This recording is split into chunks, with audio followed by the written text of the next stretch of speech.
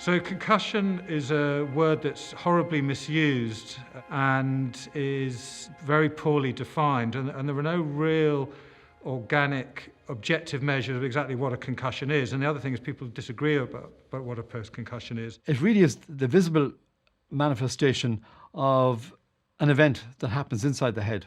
That event is either rapid acceleration or rapid deceleration. And during that event, nerve fibers are stretched. And when they're stretched, they tend to recoil. So it's a little bit like an elastic band. When you stretch an elastic band very quickly, you don't want it to snap back into place like that.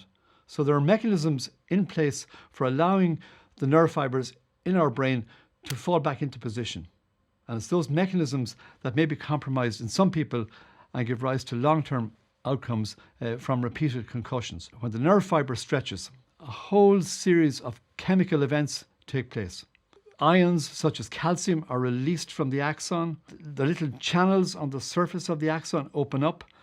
So sodium comes out of the cell, potassium floods in. And a lot of energy is required to restore the equilibrium of those axons. So we describe concussion as a brain injury. It happens when a force is applied to the brain. And what you feel as a player or what you see depends on which bit of the brain has been involved. So if it's the base of your brain, which is responsible for consciousness, it may be that you see a player lose consciousness, but that's less than 10% of cases.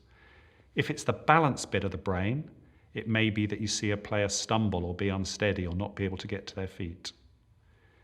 Equally, it can be subtle. The player may develop a headache, feel sick. If it's the memory or thinking bit of the brain, they may not remember the next play. So this is the real challenge with concussion recognition, is that sometimes it's obvious, loss of consciousness, unsteadiness, or a convulsion. Sometimes what you see happens within the first few seconds and then goes.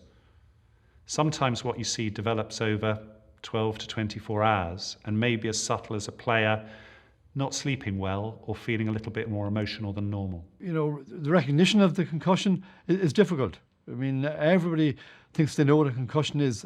I'm still not certain at this stage of my life how to define a concussion. We know that it's transient.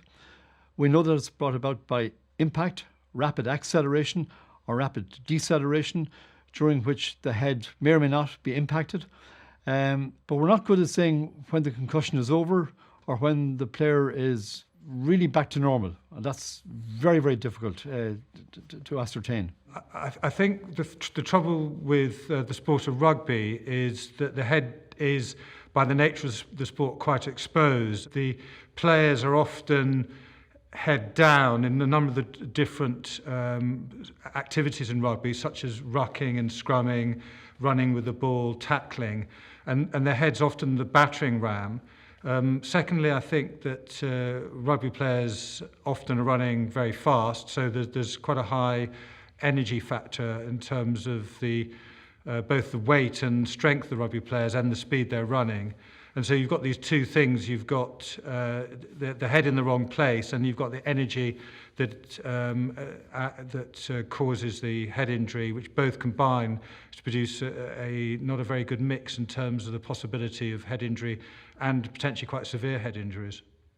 Concussion's a different injury to all other injuries, partly because the long-term consequences are still unclear, but also because all of us are our brains, and therefore any injury that potentially might adversely affect the brain needs to be seen and treated differently.